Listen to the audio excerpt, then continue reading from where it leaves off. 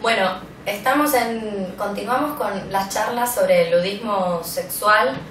para el colectivo Corazón del Barrio de Puebla, México,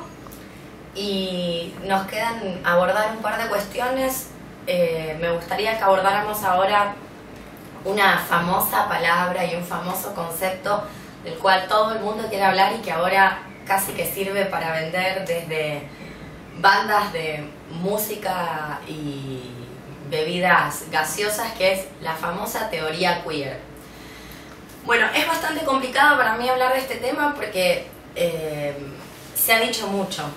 y entonces cómo decir algo que no esté ya explicado por otras personas como, no sé, Michael Warner,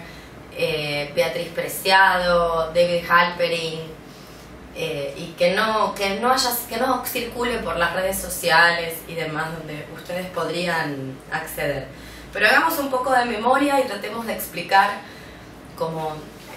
cierta dinámica de funcionamiento y orígenes de la teoría queer. La teoría queer comienza cuando a la filósofa lesbofeminista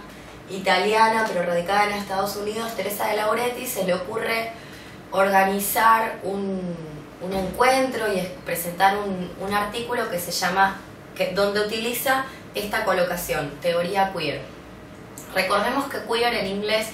para la gente que habla como nosotras diferentes variedades lingüísticas del español, queer no quiere decir nada, pero queer en inglés tiene toda una connotación peyorativa, con una marca de estigma e insulto muy fuerte, que yo diría que incluye por un lado la palabra freak y por el otro lado la palabra homosexual. O sea, una mezcla de homosexual con freak da queer. O sea, un homosexual muy raro.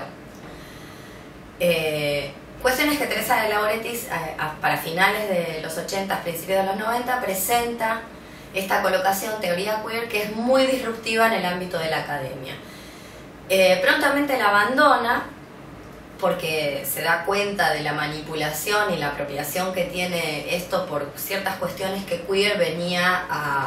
incluso a inquietar y fisurar y cuestionar. Lo cierto es que queer como insulto estaba siendo, en los países de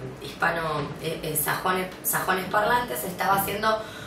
utilizado como reapropiación del insulto por parte de los colectivos que se habían escindido de las políticas heteronormalizadoras LGTB. O sea, todo aquel estamento que podría haber estado incluido en la fila LGTB, pero que por diversos motivos no querían asimilarse a los modelos de heteronormalización propuestos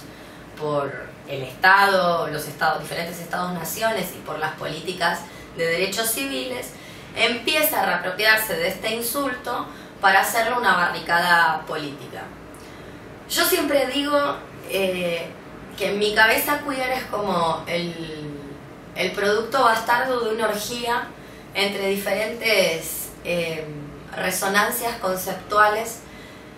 que se enfiestaron una noche con muchas drogas, en donde podrían estar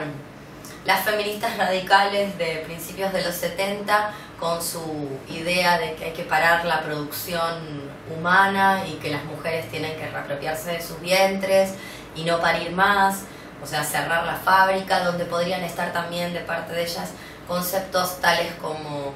la idea de que el sexo es político y por ende las mujeres tienen que dejar de ser las prostitutas impagas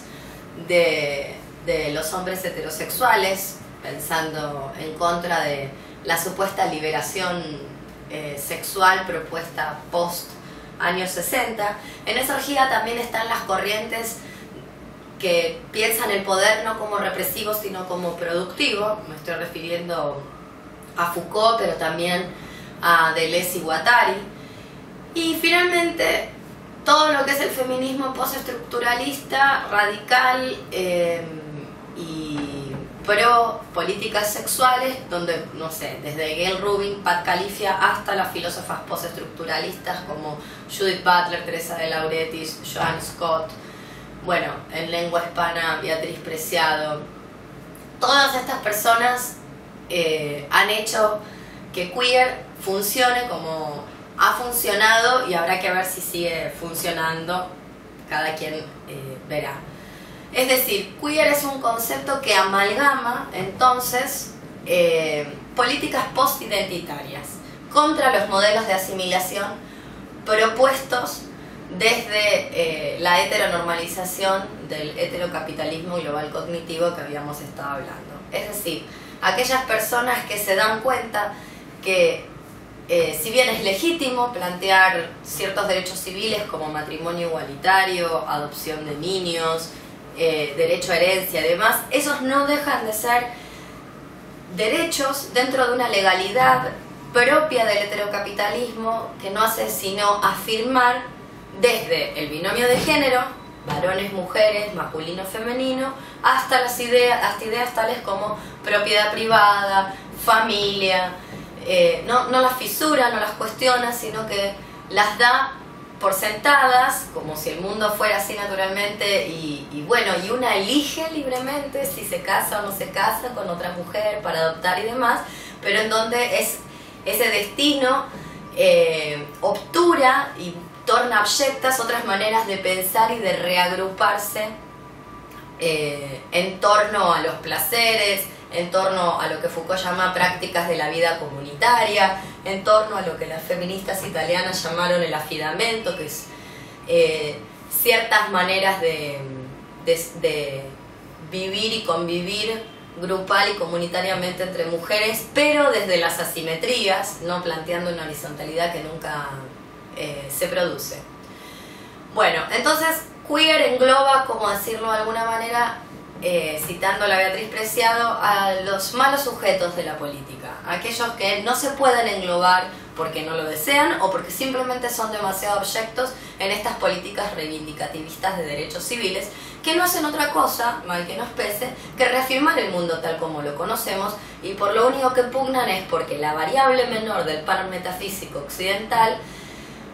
esté a la misma altura que la variable mayor del par, o sea que los homosexuales obtengan lo mismo que los heterosexuales, pero que no destruye